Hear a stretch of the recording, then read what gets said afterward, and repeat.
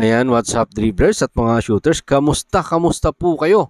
Humirit nga po ng do or die game ang Tira Firma Jeep kontra sa defending champion na San Miguel Beermen, at dahil dyan may matinding sinabi si CJ Perez sa dati niyang koponan na Tira Firma Jeep. At ito naman pong Barangay Ginebra San Miguel, yung Manila Clasico.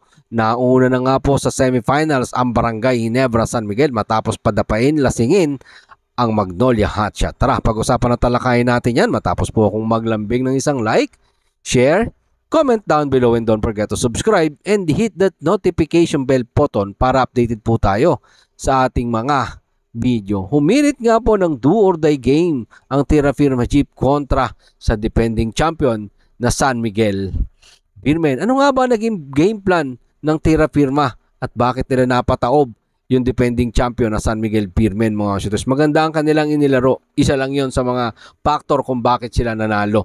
Eto po, pakinggan po natin si Coach Johnny Del Cardel sa ulat ni Jerry Ramos sa spin. Sabi ni Coach Johnny Del Cardel, alam natin, etong San Miguel Beermen, champion team ito. Mahirap talunin. Basta kami, ginawa namin yung part namin. Etong katabi ko, si Isaac Go, ginawa niya yung kanyang part patungkol kay Junmar Pajardo para pahirapan din si Junmar umiscore.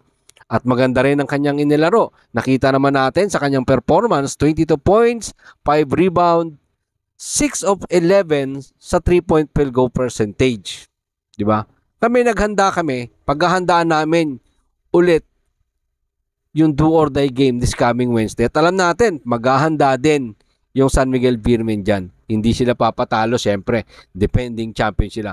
Kaya inaasahan namin na talagang magiging pukpukan yung laban na to this coming Wednesday. Ibibigay din namin ng lahat dito sa do or die game this coming Wednesday para mapagtagumpayan din namin yung inaasam namin na makapasok sa semifinals. Pero ngayon, para sa amin, masaya kami kasi nakuha namin at napagbigyan namin yung kahilingan ng karamihan na bigyan ng do or die game at i-challenge ang San Miguel Beermen na siyang defending champion, mga shooters. Napakaganda ng mindset ni Coach Johnny Del Cardel. At syempre sabi ko nga, Big 4 meron. Ito pong Tira Firma. Wami Chongson, maganda pinapakita.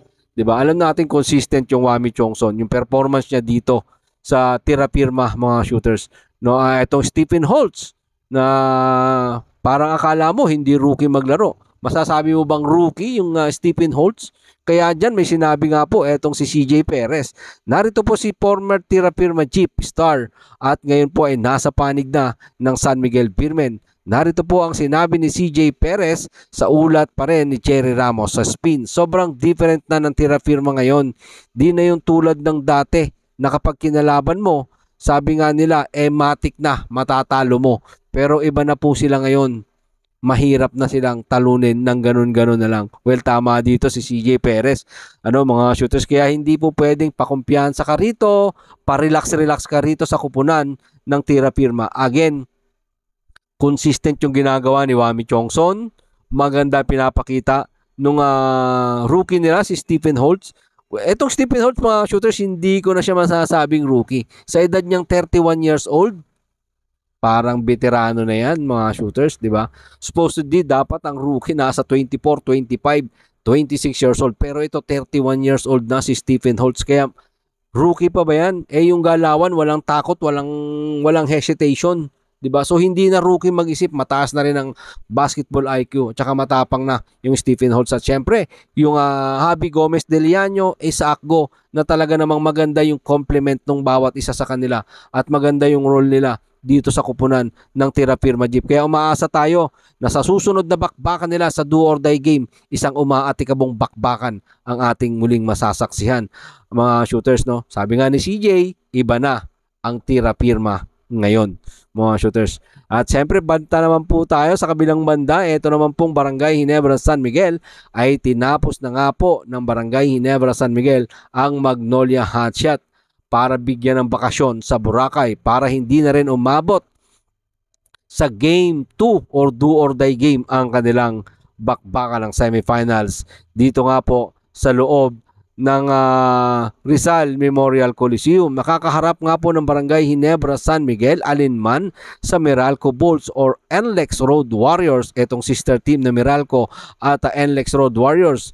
Mga shooters, no, kung sino ang mananalo dito sa dalawang kupunan na to, yun yung makakatapat ng Barangay Ginebra San Miguel sa semifinals, mga shooters, no. Pero hindi ko tatapusin itong vlog na to, mga shooters, kung hindi ko bibigyan ng kredito etong napakagandang inilaro ng rookie na si Ralph Koo, mga shooters, no. Bago nga matapos itong vlog, gusto kong bigyan talaga ng credit.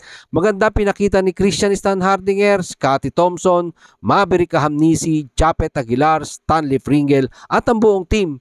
Pero talagang iba yung nakita ko dito kay Ralph Koo, mga shooters. Napatanong nga ako, katulad nung napatanong ako kay Stephen Holtz kung rookie pa nga ba etong si Ralph Koo. Napakataas ng kanyang basketball IQ.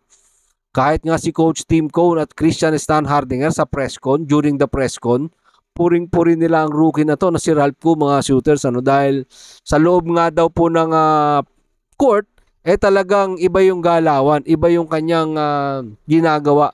Mga shooters, nagpapakita talaga siya. Alam natin, may magaling siyang bumasa ng depensa, ng kalaban, at para mapansin kung gaano siya kapokus sa game. Hindi siya nagrereklamo, kalmadong-kalmado. Inambaan pa nga siyang sikuhin ni Calvin Abueva, di ba? Grabe yung improvement ng player na to. Biruin mo, mula sa college niya, bench warmer. Ngayon, first five, Barangay Ginebra pa, di ba? Kahit nga hindi makapaglaro si Jamie Malone. So, syempre, hindi naman gusto yan ng mga Barangay Ginebra fans, no? Etong si Ralph Koo, siya yung nagko-compliment, siya yung nagpupuno sa kawalan ng isang Jamie Malonzo dito, 'di ba? So maganda nga po ang nakikita natin na career ng isang Ralph Koo dito po sa Barangay Ginebra San Miguel. Nahanap na nga po, ito yung matagal nang hinahanap ni Coach Tim Cone na stretch 4 na may shooting, may depensa at may galing pumasa. Bago matapos ang gabing ito, gusto ko talaga siyang bigyan ng araw na to. Gusto ko siyang bigyan ng malupit na kredito sa kanyang ginawang performance, mga shooters. Si Christian Stan Hardinger bumuhos ng 36 points, 11 rebound, 5 assists sa panalo nga po ng Barangay Ginebra 99-77 para bigyan ng Boracay eto pong Magnolia Hatchet. Marami pong salamat sa inyong panonood. Ano man po ang inyong opinion, pag-usapan po natin yan dyan sa comment section. Ingat and God bless everyone. Adjourn!